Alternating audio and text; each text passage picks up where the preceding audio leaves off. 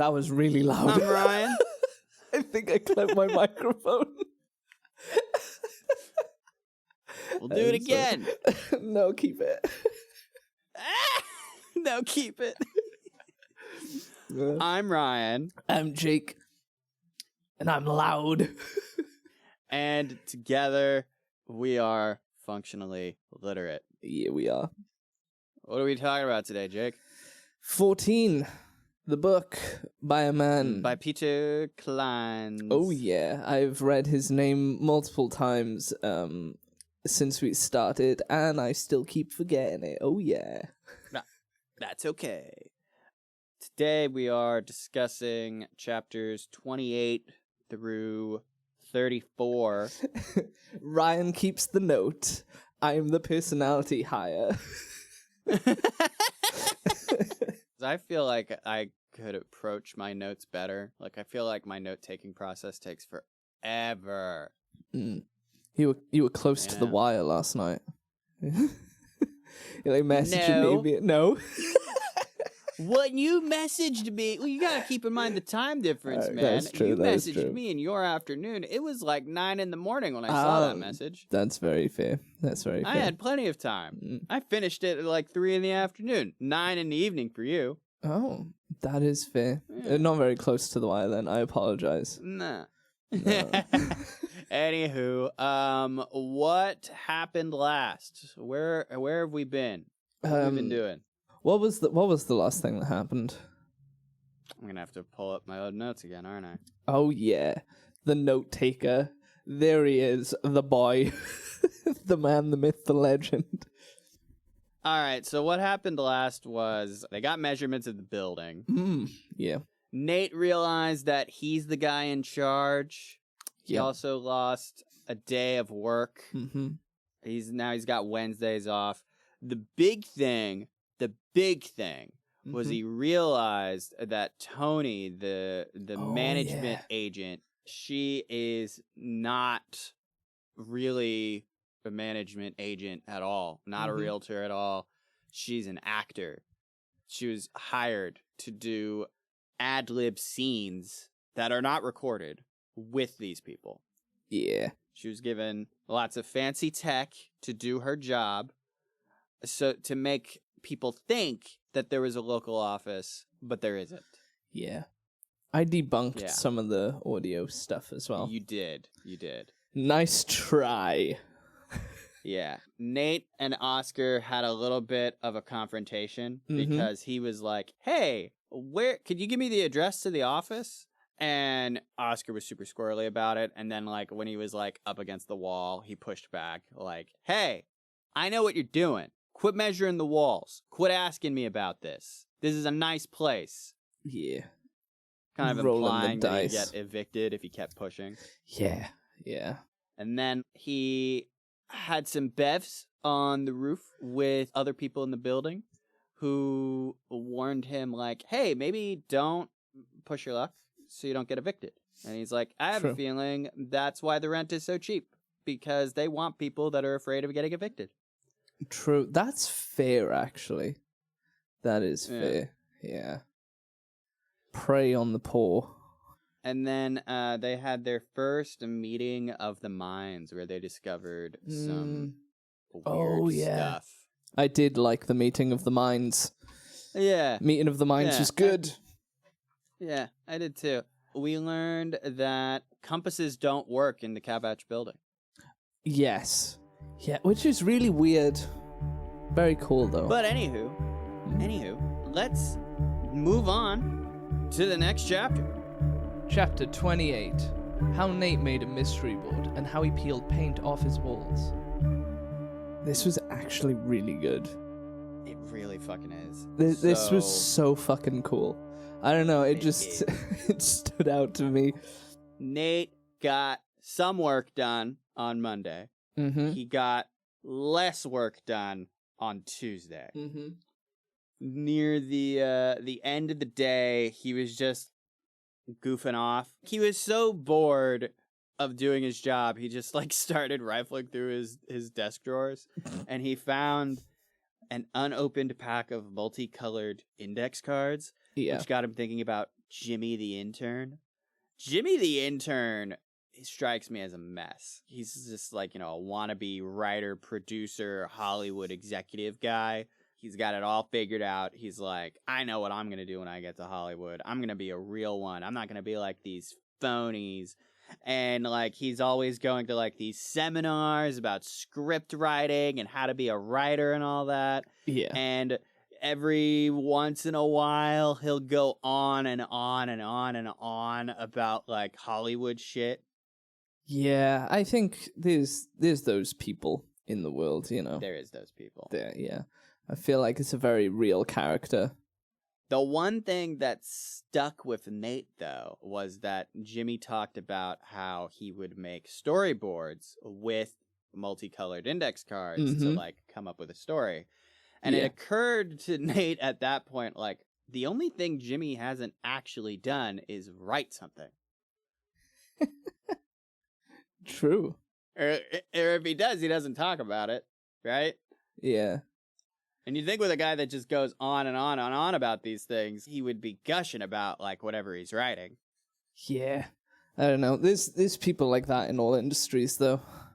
Like, there's those bands that are like, oh, if I made a record, then I'd be super famous and all of my records would be like selling out and going platinum and whatever, and they're like, oh, I could have made it if I wanted to, but then it's like they never really try hard enough so they can kind of like protect themselves from God forbid it turns out they're a failure.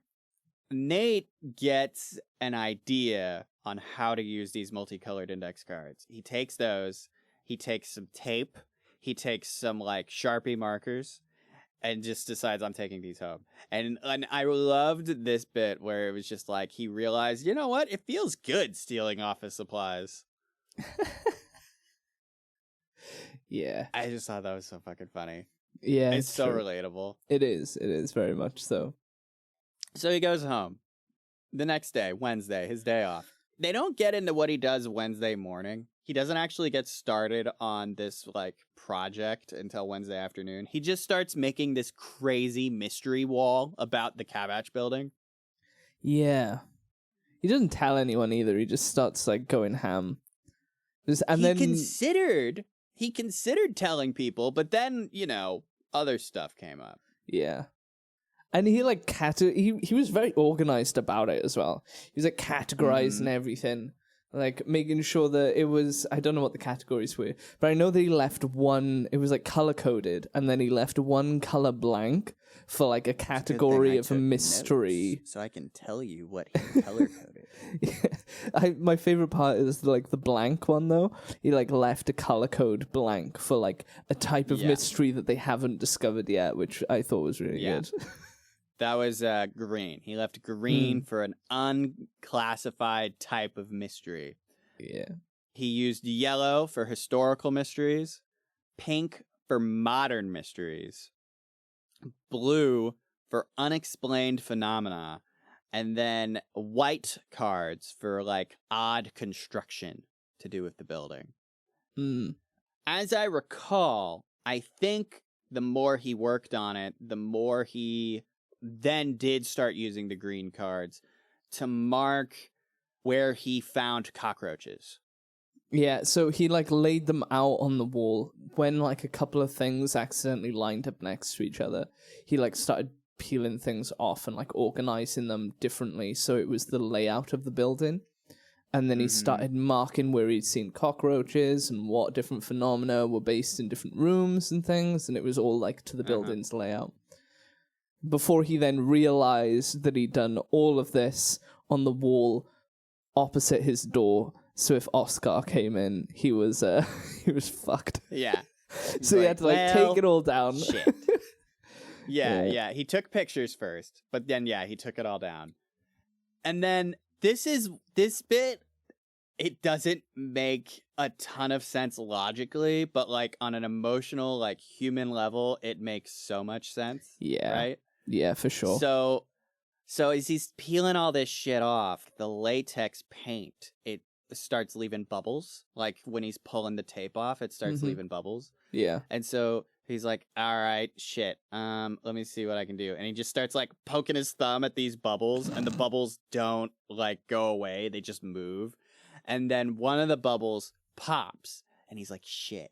And then like he pulls some of the paint off. Like I think he was just thinking like, okay, I'll just remove like this popped latex here. But then like when he peels it off, just so much came off. Yeah, and it's like it starts as the size of his hand, and then it's like the size of a like phone he's fascinated book. by how it comes off. Yeah. And he's like trying to do that thing where when something's peeling, you try to like peel it back into itself so it like comes off, you know? But it just kept getting bigger and bigger and bigger until he noticed that there was like a black paint of like numbers written on the plasterboard, the chalky plasterboard behind the paint.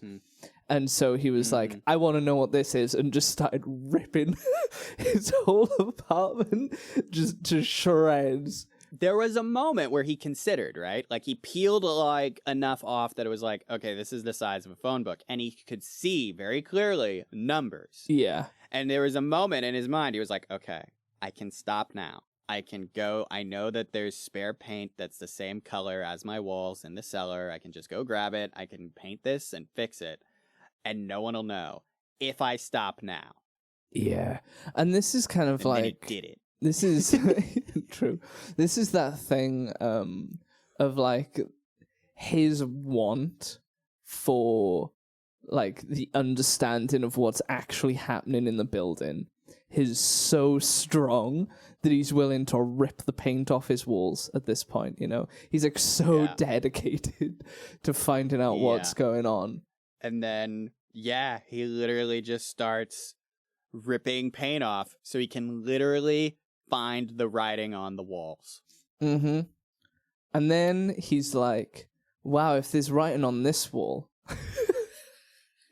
there's got to be writing on another wall. And so he ripped the paint off of all of his fucking walls.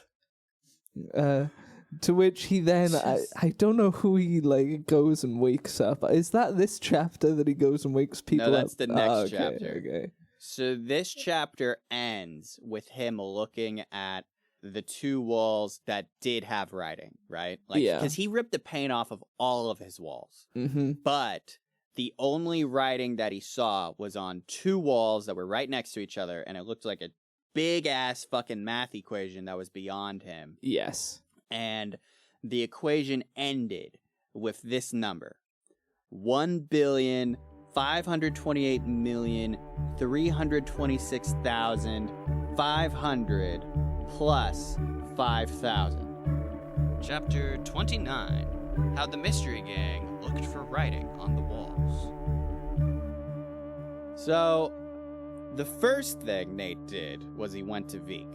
Yes. Veek was who he was gonna go to show the mystery board to, but then he realized it was midnight and he needed to take it down. Now he had something far more important to show her. Literally writing on the wall. I loved his logic too. He was like, hey, so you remember how like you wouldn't explain the power thing to me? Yeah. This is one of those things you just gotta see. Yeah, and she was like very unimpressed until she saw it. Well, I mean, she was impressed, but in a bad way, because at first she was like, oh my God, what did you do? Yeah. You know, he ripped all the paint off his wall. She was like, what is wrong with you? And then she saw the equation. Yeah. And then she was like, this was really good, actually, because she was like, the chances of the guy looking for blue marbles, putting his hand in a jar and pulling out, like, a jar of marbles and pulling out a blue marble, you know? Like, what are the odds of that? Yeah, I liked her logic. Like, so she said, isn't this a bit weird that you found this? And he was worried that she was, like, doubting him, like, that he made all this shit up and, like, wrote all this himself. And she's like, no, I believe you. But isn't it weird that Shaggy is looking for weird stuff and then he just finds weird stuff? Like, what are the odds of that? Like, what are the odds? And then that's when the marble metaphor comes in. She's like, what are the odds that you're going to stick your hand in a jar, there's only one blue marble, and you find it? And then he thinks about it, and he's like, well, what if all the marbles are blue? Yeah, then it's not really a coincidence. So they then make the executive decision to run over to Veek's apartment and start stripping the paint off her walls too, which I was like, this is fucking wild. I'm like, these people are so unhinged. What are they doing? Like, I was thinking this too the whole time. Like, the whole time that they are fucking, like, ripping paint off their walls. It's like, have you all lost your goddamn minds? Yeah. Like, I mean, is this a consequences be damned scenario? Like, yeah, I see from an outside perspective, I'm like, you know what, this is pretty fucking wild.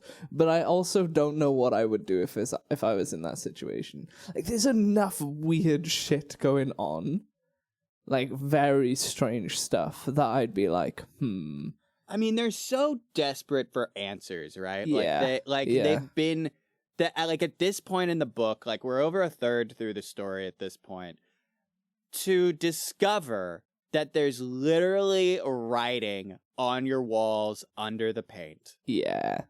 I mean, I can see the temptation. Also, ripping paint off walls sounds satisfying. Not in Veek's room, apparently. Because the temperature was because like her apartment's lower, always 69 degrees. So it was like coming off in like scraped chunks, and it was like not very satisfying. They were filling bins and bins and bins. So they ripped paint off of two of her walls, and they were like, shit, there's nothing here. And then he thought about it, and he was like, well, wait, hold on. There was only stuff on two of my walls. Mm. We needed to do the other two walls. And she's like, fuck, okay. So they go at the third wall. That logic is like so... I don't know. Like, I understand it does make sense. But when you're talking about, like, ripping paint off walls, it's a bit of, like, blind trust. So this will work out. Just scrape the fucking paint off a third wall. You don't know what the fuck's gonna be under that wall. It's it's Schrodinger's message. Schrodinger's plasterboard. Yeah. So they do find stuff in Veek's apartment underneath the third wall of paint. Yes, it was 66 minus 16 minus 9 minus 4 minus 1 minus 89. So they talked about it for like a hot second, like trying to figure out what that meant. Like Nate thought maybe it was another math equation, and Veek was like, no, that'd make a negative number. That doesn't make sense. So then Nate's like, what about that fourth wall? And Veek, like, is thinking about it for a second. She's looking at her computer rig, and she's like, okay, let me shut all this shit down first. Yeah. And then they go at that wall, too. And there was message under that one as well, wasn't there? There was, like, writing on the wall. There was a series of equations, like, completely beyond them. Yeah. And then also something that was, like, the Greek letter sigma equals 0. Oh. Forgot about that bit. I mean, to be fair, I don't remember exactly what was on all of the walls, to be honest with you. Yeah. It kind of like... I mean, it was a lot. Yeah. It was a lot. Because Veek's apartment and Nate's apartment was not the only apartments they did this to. No, it was not. They did it to a lot of apartments. It was like 3 a.m. at this point, and they're like, we need to rip paint off more walls. Mm-hmm. Who do we know that would be awake at 3 a.m.? Zila.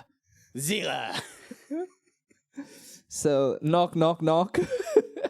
I never thought about how one note Zila's sex jokes were until this moment. However, this did get a chuckle out of me. Okay. Just like these two just frantically going to Zila, and they're like, what's going on? And then Nate's like, we want to peel paint off your walls. And she's like, I've never heard it called that before. I know. It is very one note, but I too chuckled. I was like, it's just like a little, like, yeah. Yeah. This would be funny if I was 12. So they explain to Zila what's going on, and Zila's all for it. She's like, okay, let's go. Let's do it. But she has so much art on her walls. It took like an hour for them to just get the art off of her walls first. Yeah. Once they did that, it only took like a half hour to get the paint off, though. Because, her apartment, like Nate's, is very hot. Yes. So This one sounded like it was satisfying, just like massive. strips, and like it took like 6 grocery bags worth of paint that they stuffed. Wild. But yeah, they found things because all of the walls have writing on them, apparently. Every single apartment. No, only 2. No, in her apartment, it was only 2. I meant like all of the apartments, rather, not all of the walls. Oh, yes. Yeah. Yes. So Zila's had like, best they could tell, one big complex math equation, right? Like on one wall, it ended at the bottom right corner, and then the next wall, it started at the top left corner. Veek kind of figured that out after looking at it for a second. And then the interesting thing was Zila identified that it was written with India ink, which is designed to last forever. Yeah. But it's also pretty common, so you don't know whether it was like because it will last forever or whether it was like this is just what they grabbed. After they were done with all this, it was like 5 a.m. now, and they were like trying to figure out who to talk to next. Nate suggested Debbie and Clive because they know that Clive has to get up early. Yeah. But Veek is like, they don't have any paint on their walls, remember? It's all wood. He's like, shit, who do we talk to then? And Zilo is like, Tim gets up early, and I don't understand Nate's train of thought here because his train of thought hasn't been this way the entire rest of the book. Yeah. Like, I'm going to chalk it up to just sleep exhaustion. Like, he gives Zila a look like, how do you know that? And Zila's like, get your mind out of the gutter. I was working on a piece really late into the morning, and I saw him go out for a run. They decide to check out apartment 16. Yes. Because Veek said she saw people in there. So they go to check if 16 was unlocked, and it was. And they thought about if it was safe to even peel the paint in this room because of the cold back wall. Yeah. And then Zila's just like, fuck it. And then she just makes a big fucking slash in the paint, and they start going at it. This one was weird, right? Because they peeled the paint off the cold wall, and it had a big ass X on it. And in each quadrant, each triangle of the X, there was a word in a different language. In one of the quadrants, in English, it said danger. So I feel like it's safe to assume that in all of the quadrants, it was saying danger. Yeah. So they decided, we're not going to peel any more paint off the walls in here. We're just going to go. That is... I mean, that's fair enough. I mean, if you're looking for messages under the paint and you peel one and it's like, just go, get out while you can, you know? Danger. You know? Like, logically, there probably was more writing on another one of the walls in there. Yeah. So as they're going to leave, Tim walks in and is like, what are you guys doing? And they're like, how did you know we were here? And he points up. And he's like, you know, I live above this apartment, right? Like, you all were making a racket. And so they got him up to speed. And then they showed him Nate's walls, because Nate's apartment is right next to his. Yeah. Tim, naturally, was all for going at his walls, too. He was like, let me shower and get changed. Give me 10 minutes. And then he looks at the women and is like, maybe you guys should change, too. Because, you know, Veek was just in her pajamas. And Zila was just fucking wearing a t-shirt, really. So they go change. Nate made coffee for everyone. 10 minutes later, they were going at Tim's walls. Yep. And as far as just finding stuff on walls goes, Tim's apartment was the best one. Was the most interesting one as far as that goes. Yeah, because it was like, because it's all segmented and broken down into different sections. It's like a decompartmentalized space, which should be like a studio apartment, you know. But yeah, there's like painting and writings on like so many of the walls, because there's like on every single wall. Yeah. And then Veek realizes that they must be wiring schematics, like very archaic wiring schematics. She didn't recognize all of the symbols, but she recognized some of them. Mm. So she figured that it must be wiring schematics, and Tim agreed. And then Veek was like, do you know what this means? This all of this must have been here from the beginning, like when this building was originally built. That's so creepy, though. It is creepy, though.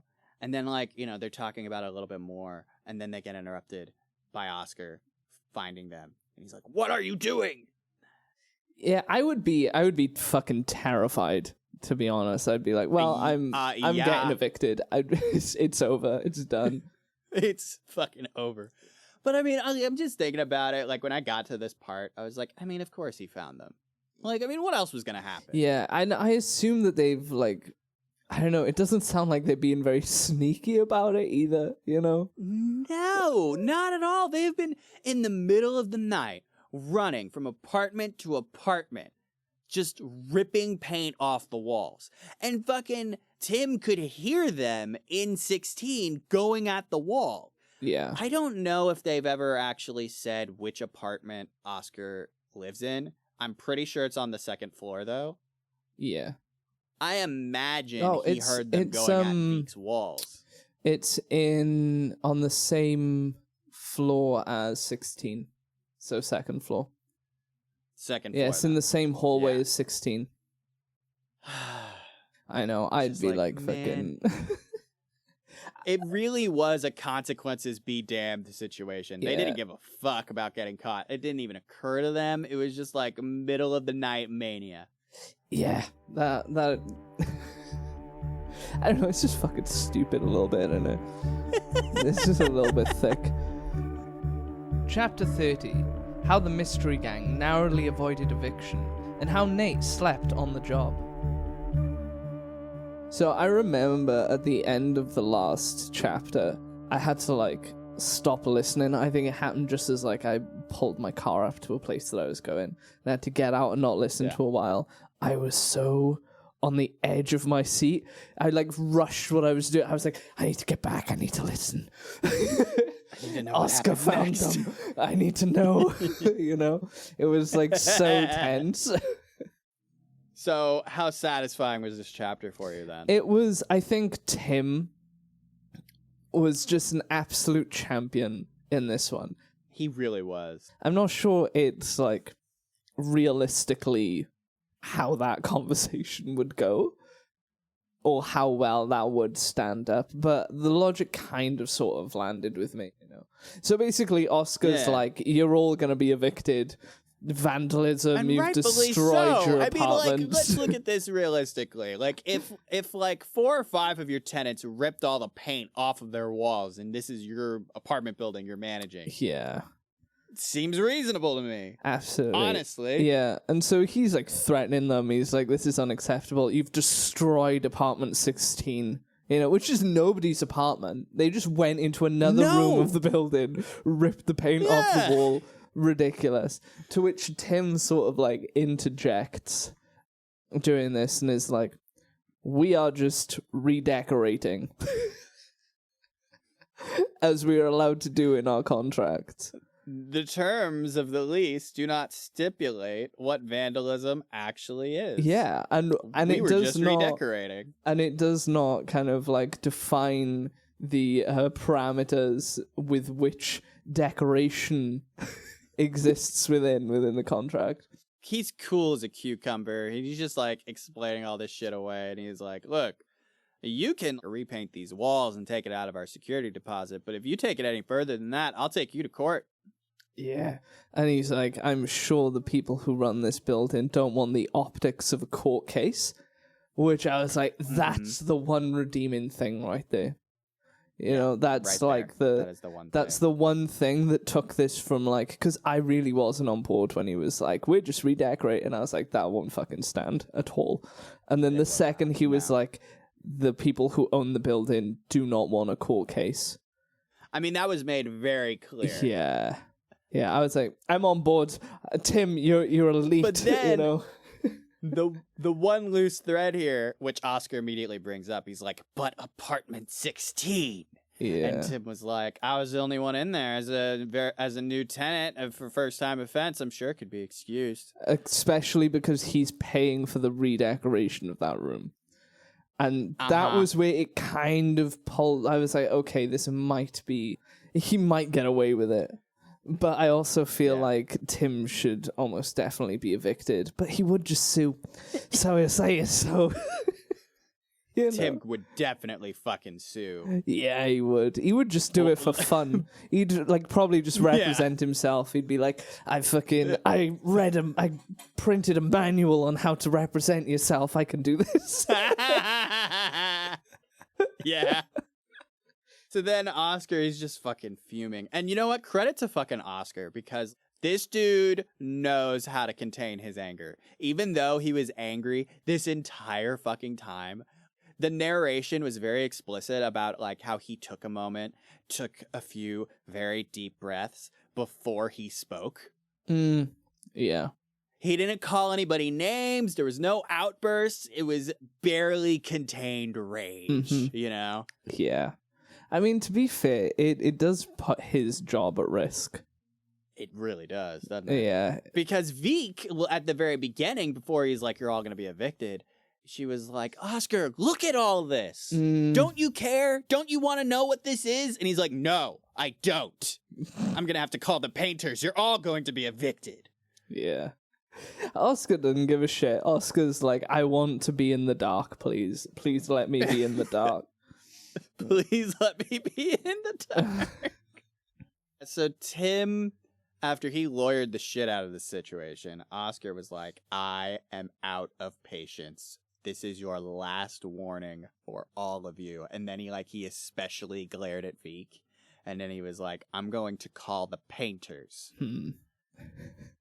And so then, like, as soon as Oscar leaves, Nate's like, we got to take pictures of everything right fucking now. But everybody else had things to do. Yeah. Yeah. Zila was like, I got to go to class. Veek's like, I got to go to work. Tim's like, I got a meeting at Santa Monica in 10. And he like, you know, Nate's like thinking about calling in sick. And Veek's like, weren't you just complaining? No, or maybe it was Tim. One of them was like, weren't you just complaining about your hours being cut? Yeah. And he's like, we can't lose all this, which I thought was very interesting because that was the first time we've ever seen Nate get angry about the situation. Yeah. Yeah, I mean, but also it's like, the painters aren't just gonna fucking turn up, like, within 10 minutes, you know? So I was thinking about this, right? So in these few chapters, more than any other time, just like logic was thrown out the window. And I think it makes sense because Nate literally has been up all night. Yeah. He's not thinking clearly. It was, yeah, it's very apparent. Which, I quite like unhinged Nate, though. I'm a fan. He's like, we can't lose all this. Yeah. And then Veek's like, we can't lose you either. If you can't pay rent, you can't live here. And if you're not here, then this investigation is over. Yeah. I don't know about that. I mean, it would be more difficult. He'd have to just commute.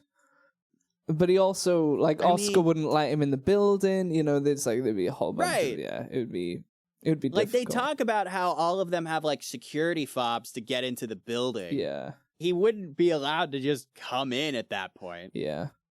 Tim, the voice of reason, points out the painters are very unlikely to show up today. Yeah. Probably the soonest he'll be able to get them out is tomorrow. Mm-hmm. And honestly, if this was like where I live, if you're calling painters, they're not showing up tomorrow. The painters aren't showing up for probably a month. Yeah, true, actually. I mean, it depends. It depends. Is it a private company or is it like... Because if it's like a national landmark and you put a call in, say, like in the UK, and then the government has to arrange for painters, it'll probably be like 6 months before you fucking get a painter out. This episode is brought to you by you. You. Sitting there, listening to this. Probably commuting. Maybe you're doing your dishes. Maybe you're sitting there with the book that we're currently discussing. Regardless, thank you for listening. Thank you for engaging. Thank you for listening to the show every other week, sometimes every week, depending on if there's bonus episodes. We really appreciate it. I really appreciate it. This show would not keep happening if you and all the other people like you weren't listening. So I really appreciate that. And I would really love to have a conversation with you. You personally. I want you to reach out to me so we can have a conversation about this show. I want to know why you like this show. I want to know how you discovered this show. I want to know if you think it's too long or too short. I want to know what other podcasts you listen to. I want to know how you describe this show to your friends, if you do at all. If you don't, I want to know why you don't. Anyway, you can reach out to me. If you know me personally, text me. If you don't have my number, reach out to me on Facebook Messenger.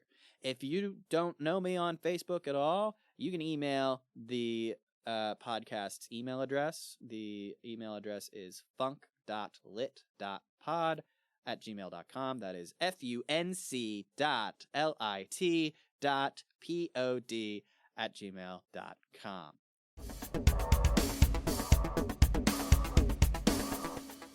Tim, voice of reason, points out probably the painters aren't going to show up today. We'll take pictures tonight. Yeah. And then like Zila's like, okay, but we're going to get sleep at some point, right? Yeah. I mean, yeah. They're like trying hard at this point, and they're like sleep deprived, just running on coffee and adrenaline. Nate more than anyone else. True. Because Tim, he got his sleep. True. Right? Zila didn't get sleep. No. But she's a night owl anyways. Like, I get the impression she usually goes to bed right around the time they knocked on her door, like, hey, there's writing on the walls. Yeah. But also, that was like... got some of her sleep. Yeah. Yeah, Nate's just fucking... Nate and Zila will probably have it the worst. Yeah. The chapter pivots to Nate at work, and he's not getting any work done, naturally. Obviously. Because he's spending too much time fretting about when the painters are going to show up, right? Yeah. Like, he's like just playing out all these scenarios in his head. He's got multiple timetables in his head about when the painters are going to show up. And by like one of his timetables, the painting's already done. By another one of his timetables, the painters have are shown up and are starting. Mm-hmm. Like, he's just driving himself crazy. And then he falls asleep. Yes. Does the description like specifically say that he falls asleep? No. This was what really fucking jarred me.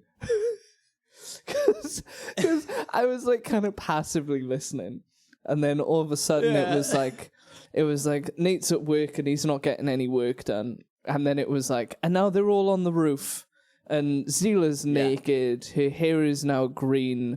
Her pubes are green. Yeah, and they're green because she washes them with cockroaches. Fucking, like, the whole thing was just... And Veek's like, I would too, but I've got a bug thing. Wasn't she dressed as, like, Velma as well? Yeah, she was. She was straight up dressed like Velma. Yeah, it was... I was sat there and I was like, what the fuck? Because I missed the part that it was like, I don't know, it didn't clock to me that it was a dream for a minute. It didn't explicitly say that he fell asleep, no. And so I was just like, what the fuck The is only happening? thing explicitly it said was that he woke up. Yeah. I should have clocked on that it was a dream. I think I was just, like, preoccupied in, like, with listening passively, you know? So as well, Roger was in the dream. He was like trying to open the machine room, not machine room on the roof. Yeah. And he was just like, all the best stuff's in the basement. And then like Veek agreed, like, you know, all the cool stuff's in the basement. Oh, and then also when everybody is just like gawking at Zila, Zila's like, it really looks amazing under, like it looks totally different under black. Yeah. That's when Nate wakes up because one of the other temps, the woman Anne, she wakes him up.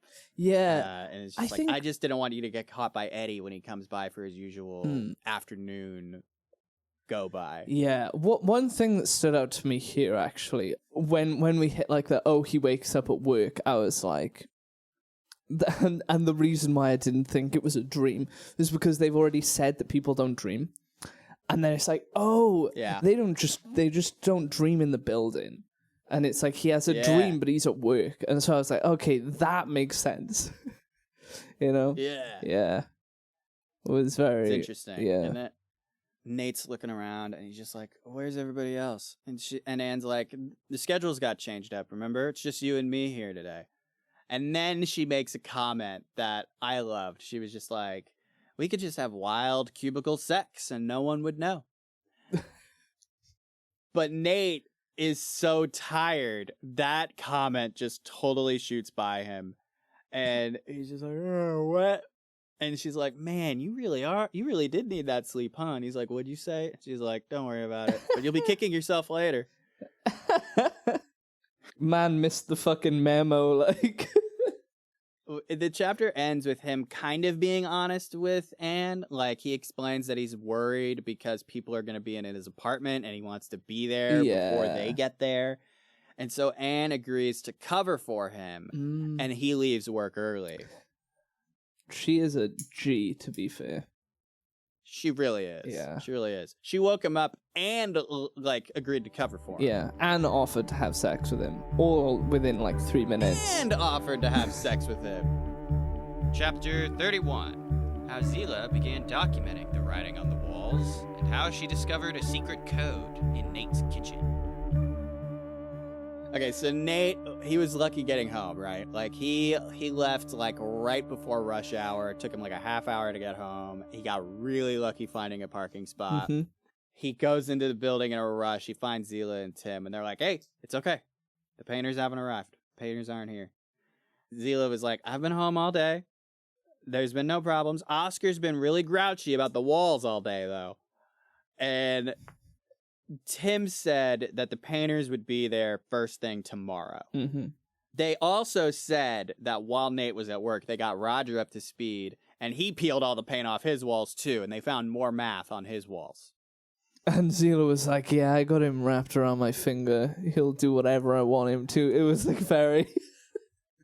Yeah, Nate was skeptical that she was able to just convince Roger to do this. Yeah. I wasn't. No, I totally bought yeah, that. yeah. Like, they've established pretty well at this point that Roger is like, he's got it bad for Zila. Yeah. She's on board, I'm on board, you know? She's like, nah, I got him wrapped around my little finger. I think I'm gonna have him rob a bank. I believe he'd do that too.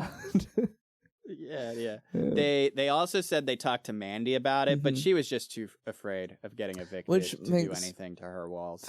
Makes sense. Makes sense.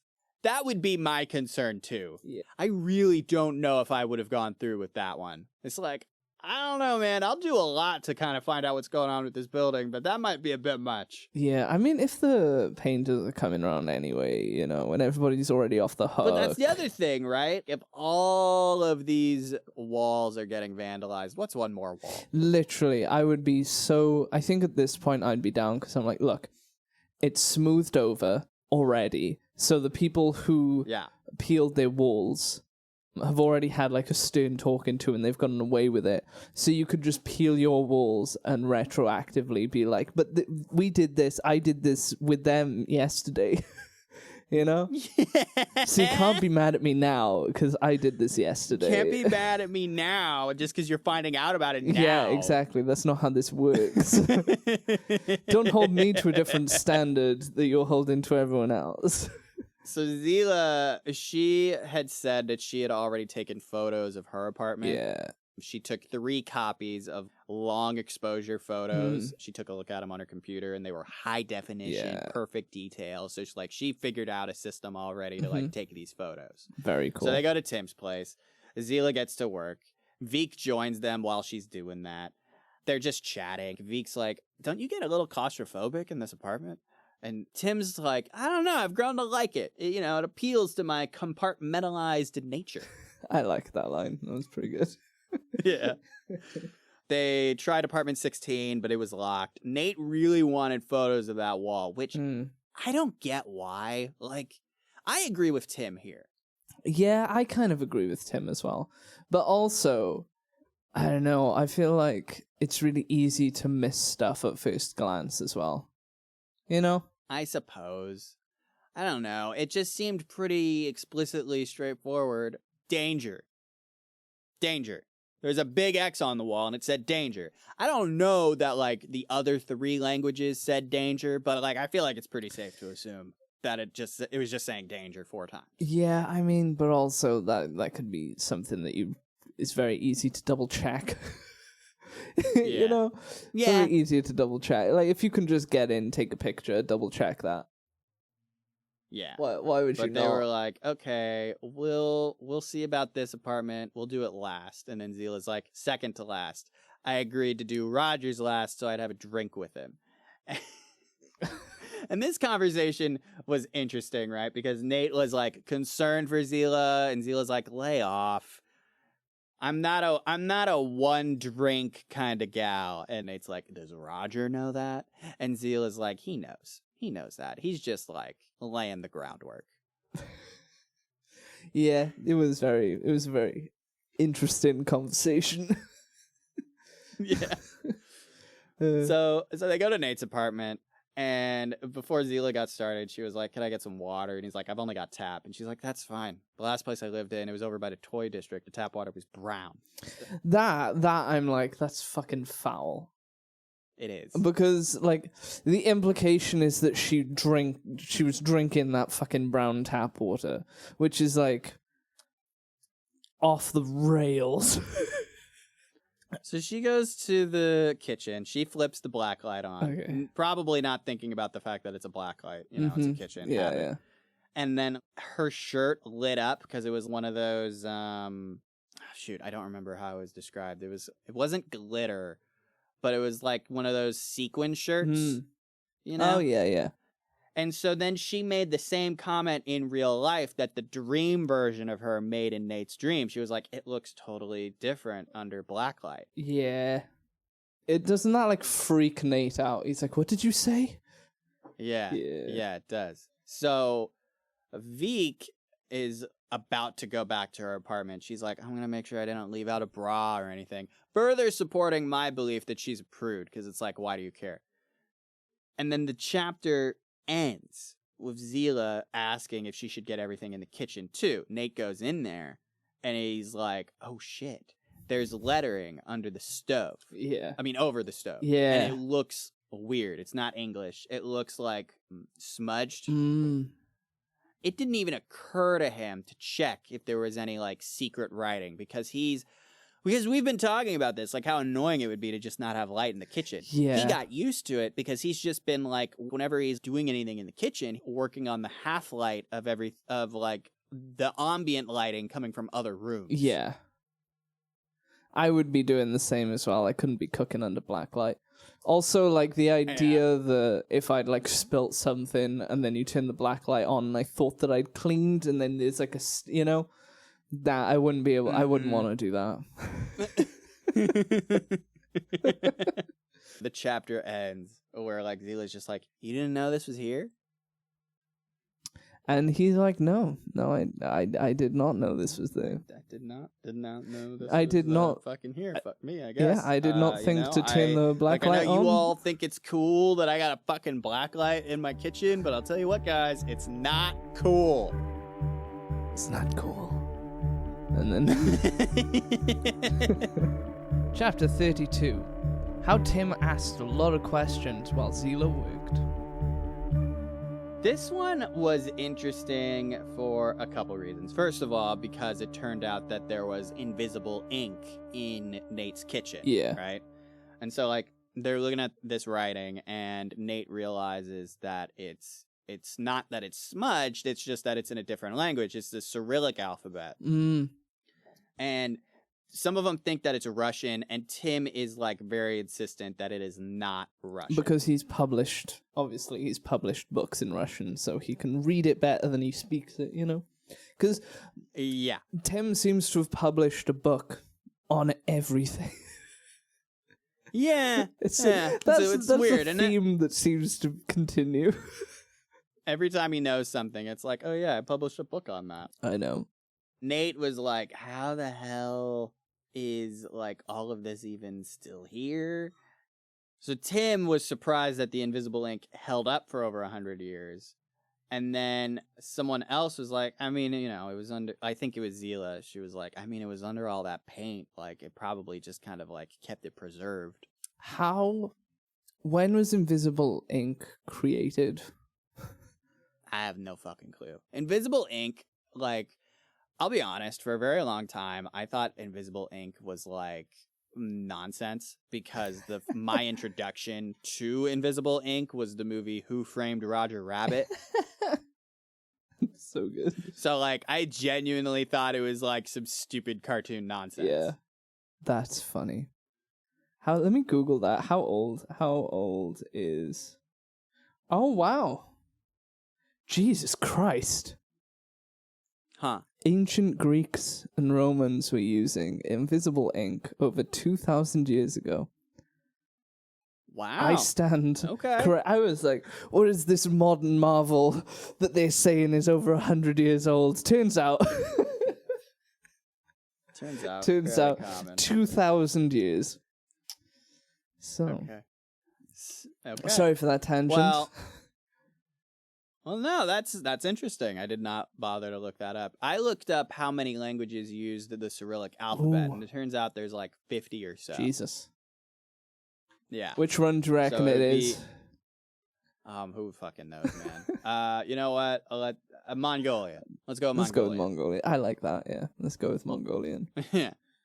So Zila sent Tim to her apartment to grab like some white foam core boards to like reflect as much of the black light onto the wall as possible. Yeah. And she like positioned people, was like, okay, pose here, hold the foam up like this. And then she took some photos.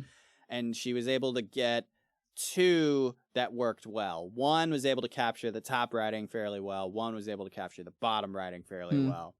And then Tim was like examining the writing in the kitchen and the living room. And he's like, I'm pretty sure the same person wrote these. Cause he's like, look at the numbers. Look how they write their X. Yeah. Yeah, well, it's like good analysis. I mean, it's a level, because that's a real thing that like they study, isn't it? There is a study of that kind of thing. It's usually like investigators that work with police. Or like a specialized type of police officer that specializes in that kind of thing. Yeah. They move on to Veek's apartment. And I thought this bit was interesting, right? Because Tim comments on Veek's computer setup and it made her stiffen, but only Nate noticed. Yeah. Because it was similar to how she did when he first brought it up, wasn't it? He knows that this is more than just for data entry. I don't think Veek uses the same excuse. She's just like, oh, it's just something a friend made for me. Oh, it's called graphology, by the way. Study of handwriting. Graphology. Yeah, as an identifier through traits of, individuals. I gotcha. So anyway, while they're taking photos of Veek's place, Roger shows up. And then Nate asks him to pick the lock to 16 because he mentioned he could do that. And then Tim's like questioning Roger, like how Roger could do it. And then Roger shared some story about some guy at work who kept like locking himself out of a room. So Roger like learned how that way. Yeah. And he said it could take him like 5 or 6 minutes to pick a lock. And Tim was skeptical. And like this whole bit where like Roger is picking the lock, it seemed pretty clear to me that Tim knows how to pick locks. Yeah. Because he was just like criticizing Roger's technique the whole time. Use the tension bar. Use the pry bar. That's what it's there for. Do you know anything about picking locks? Not a fucking thing. I do. I know what the lock picking lawyer has shown me. That's fair, to be fair. No, I bought like one of those like learn how to pick lock kits. Yeah. So you know, with like see-through locks, so you can kind of see what you do in the first couple of times. I have seen those on like Amazon and such. Yeah. And I was like, you know what I'll do? I'll try like the rake-in technique because I saw like lock picking lawyer do it. It ruins the lock. It what? It ruined the lock. The lock is fucked. Okay. Like, as you rake it, you, like, just mangle the pins. It rounds the edge of the pins down. So it, like, became harder to pick, and it was just a nightmare. It just doesn't really work anymore. So it's only a useful technique if you're just trying to brute force the door. Yeah, pretty much. And you don't give a fuck about, like, if the lock works after Yeah, that. pretty much. Okay. So yeah, no, like this whole bit here just felt like an excuse to create tension. Like Yeah. Like I really do agree with Tim here. I don't really think there was any reason to get photos of this room. Yeah, I also kind of, I don't know, because they already did like so recently did like the Oscar comes out and catches them thing. I kind of knew he wasn't going to come out here. Sure. You know, it was like it had already happened so close to this that I was really under no illusion of there being like real tension here. Yeah. But this is where they do say the Oscar's at the end of the hall on this floor. I do believe in this chapter. Yeah.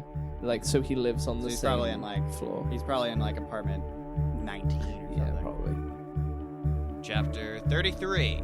How Nate discovered a secret foreboding message in his living room. So at this point, Tim went to bed. Zila and Roger went to his place, which left Nate and Veek in the hallway. So they chatted for a little bit. Mm-hmm.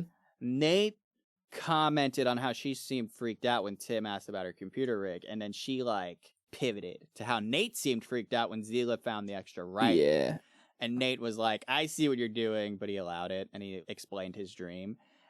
And Veek was like super skeptical because Zila was naked in it. I love the bit where like she was trying to discount it because of that, and she's like, "Should I be offended that I wasn't naked in your dream?" And then he was like, "All right, well, you know, walk around naked on the roof, and maybe I'll dream about you naked too." And she's like, "Pass." Yeah, hard pass.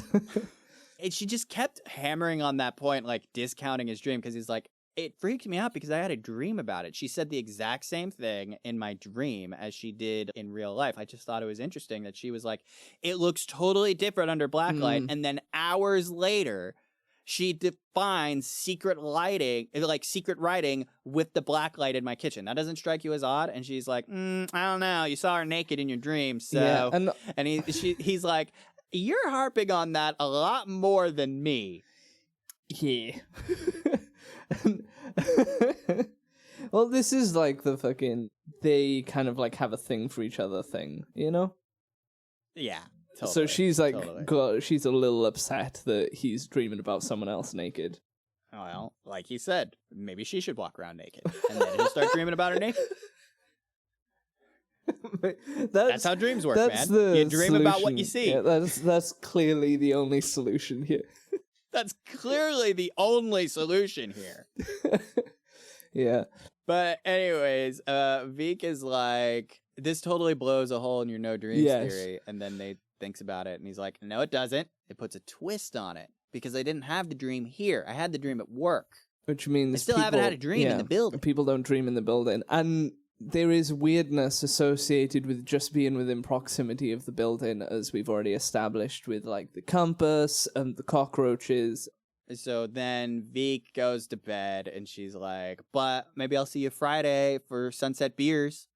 And then Nate is like alone in his apartment with his thoughts and the writing on the walls. And I liked the writing of this train of thought here, right? Because he was like thinking about how exciting all of this was and how alive he felt. And then for one instant, one moment, like literally it was just a sentence, he had the realization, Anne was making a pass at me. And then he goes right back to thinking about the apartment. Yeah. It's you're gonna regret this like later when you realize thing, and he's like, that's what it was. Yeah. But then he immediately fucking goes back to like focusing on his apartment, and then he goes to shut off the kitchen light, but he glimpses some more writing on the walls in his living room because he was wearing a white t-shirt and it like the black light kind of reflected off of it. Was it in the living room or was it in the kitchen? Huh? I thought it was in the kitchen. No, it was in the living room. Are you sure about that? So, yes, I am. Because I remember, like, he couldn't see what it was saying, like, in the kitchen. Because he couldn't see what it was saying because the black light was in the kitchen, but it was on a wall in the living room. I think I can So- correct you here. He tried to use his t-shirt to like make it clearer, but it didn't work. So then he grabbed some of the foam core that was left in his apartment from when they got the stove photo. Yeah, I think that's incorrect based on my memory, because he was on about there were people in the kitchen holding reflector styrofoam, and because the kitchen was so clouded they missed it. That's like a section that they talk about. So it's in the kitchen. And then later on, I'm telling you, it's not. I'm so certain. I'm so certain that it was in the room next to the right, kitchen. Whoever is reading this book along with us, right, correct us. Send an email. Send all of your hateful emails to Ryan because he's wrong. No. You can make comments on. You can make comments on Spotify now. Just leave a comment. Oh, Just cool. Leave a comment. Leave a comment on Spotify about how wrong Ryan is about this.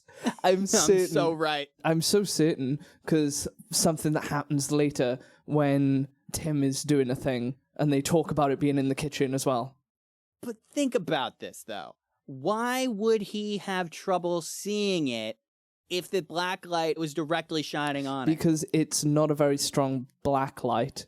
And they bring up the fact that it's not a very strong black light by the fact that they had to use reflectors on each of the walls. And Zila was having people stand in the room with the reflectors to bounce the light onto the walls more so that they could read it. But they were still able to see it. This, he only caught a glimpse of because it was in the living room. Like, he reached into the kitchen to flip the switch, and that's why he caught the glimpse in the living room. You're making me second guess myself now. That's because I took fucking notes, Jake. No, I'm so kind of certain. Because anyway. I'm right. I feel like I'm right. I feel like I'm so right on this one. I feel like you need to go back and check. I will do. But now, I'm gonna move on with the episode. Okay. So he used the foam core to shine more black light onto the message, regardless if it was in the kitchen or in the living room. He did use foam core to reflect more black light onto the message. And the chapter ends with him seeing the message, which said, "They have found us." Yes. So who do you reckon that message is from? I thought you were going to go back to, so who do you reckon is right? And I'm like, me. Me, I'm right. I reckon that message was for whoever could find it, to be honest. Like, anyone. Who do you think wrote it? Ooh. At this point, I was like, I thought it was the guy from the start, maybe. The start of the book. That was my thought. Yeah.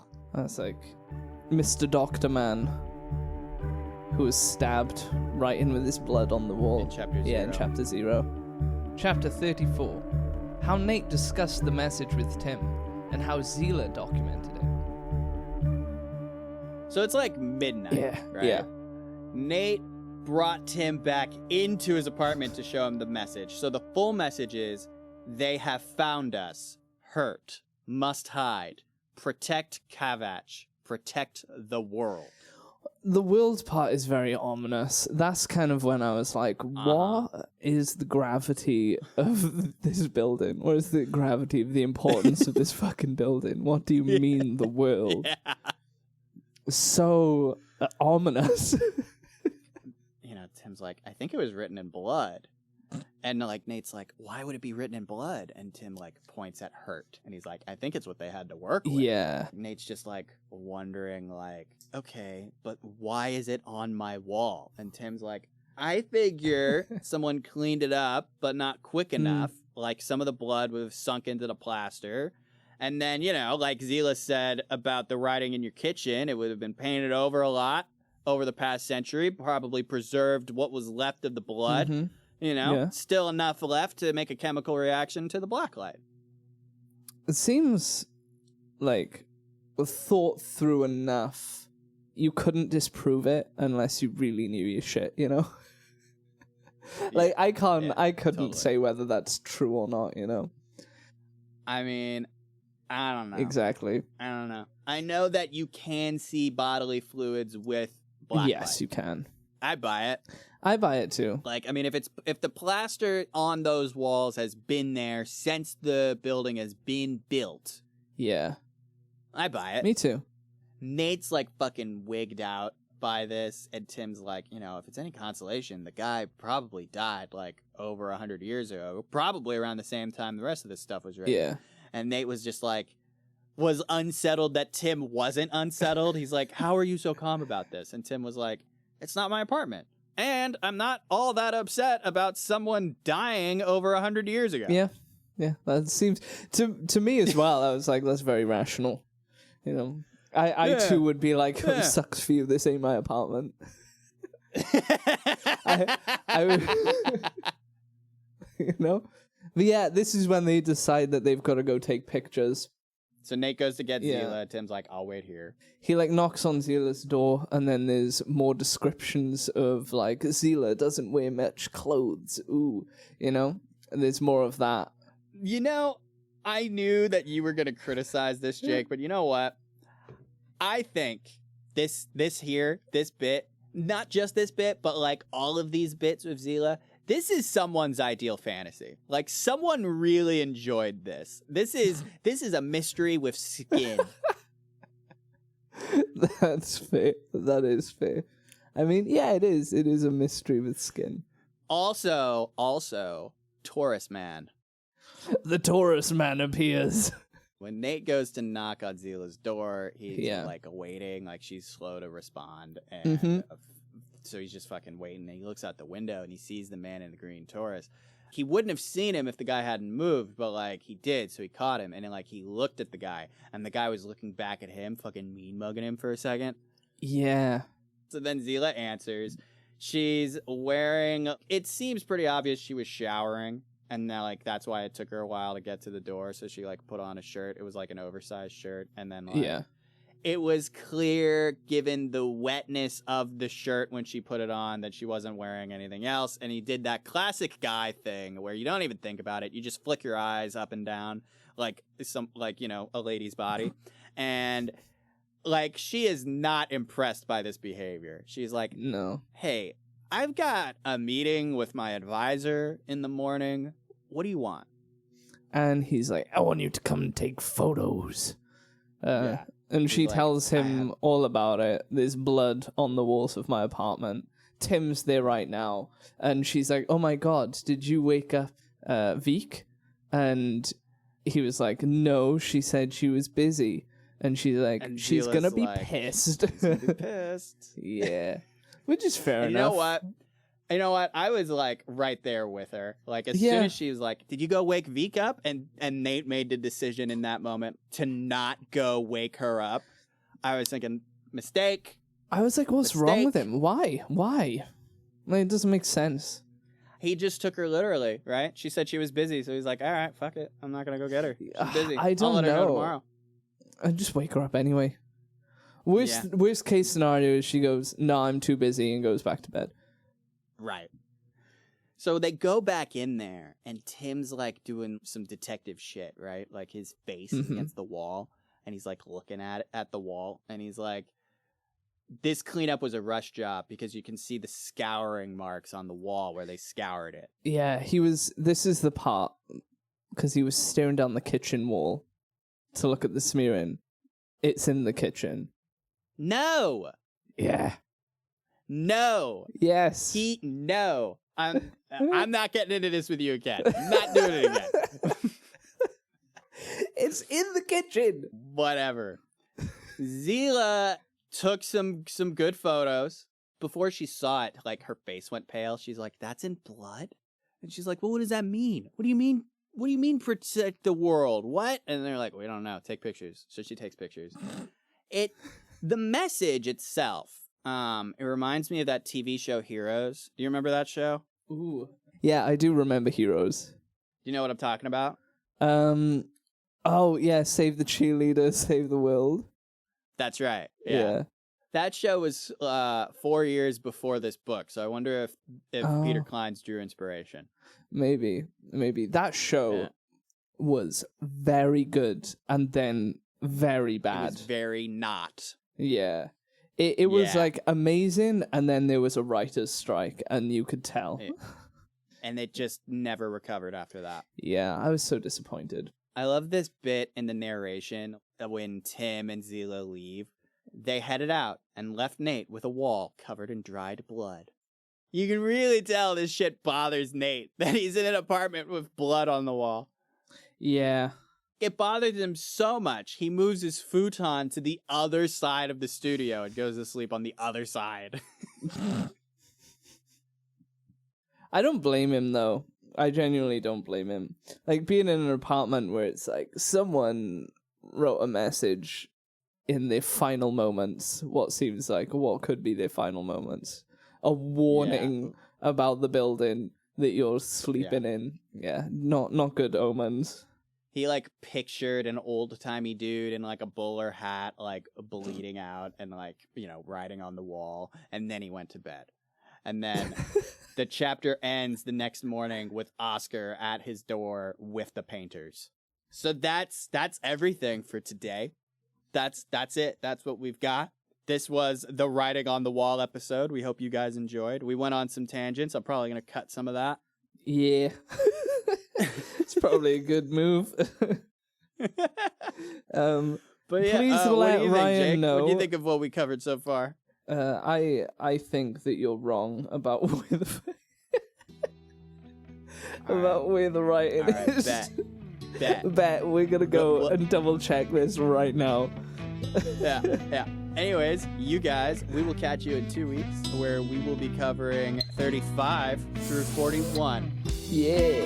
And we will tell you who's right and who's wrong. Mm. You'll probably check 2 between the 2 weeks of this episode and the next one. But we're going to check 2 in between episodes. So see you then. It's gonna be such a bitter pill to swallow if I'm wrong.